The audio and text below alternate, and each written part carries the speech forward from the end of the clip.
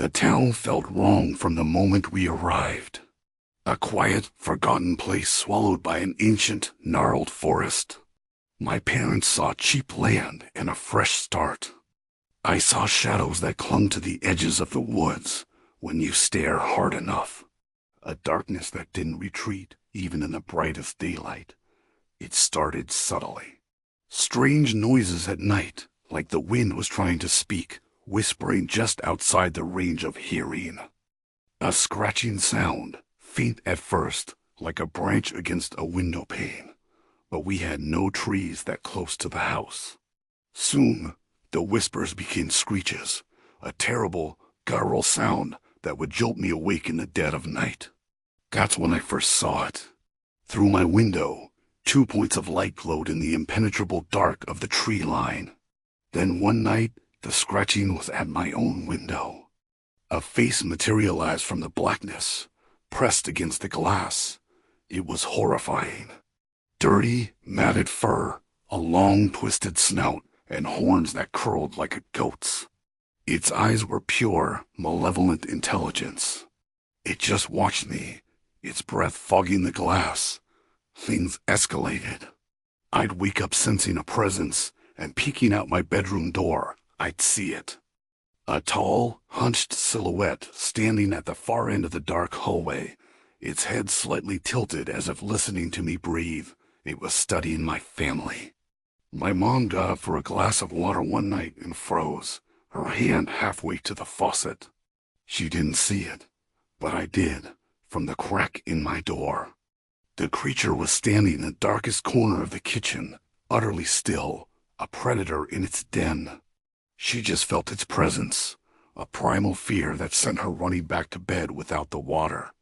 Then, people started to disappear. First, old Mr. Henderson from the end of the lane. His tractor was found running in the middle of a field, but he was just gone. Then a family of 4 on the other side of town. The police found their front door wide open, dinner still on the table. The town was gripped by a quiet, suffocating panic. No one talked about it, but you could see the fear in their eyes, the new locks on their doors. The creature's focus turned entirely to me. It stopped just watching.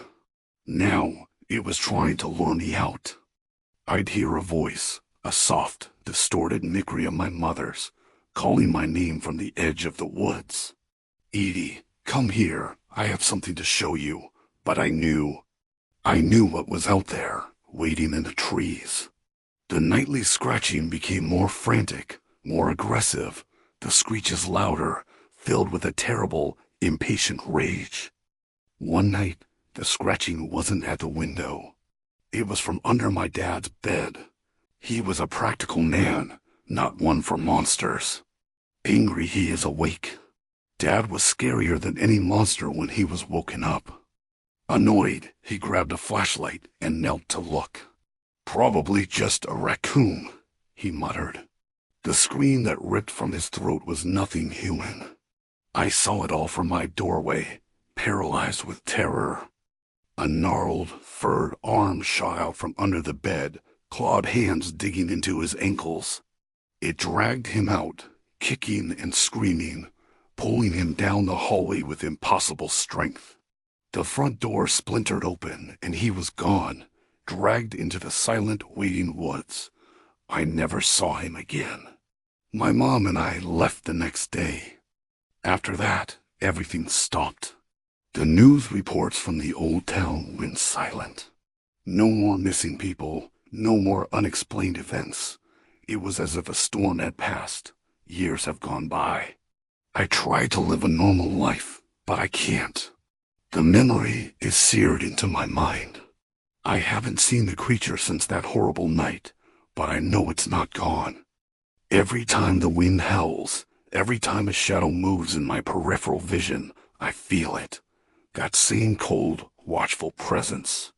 It let me go, but it never stopped watching. And I know, deep in my soul, that one day it will come back to finish what it started.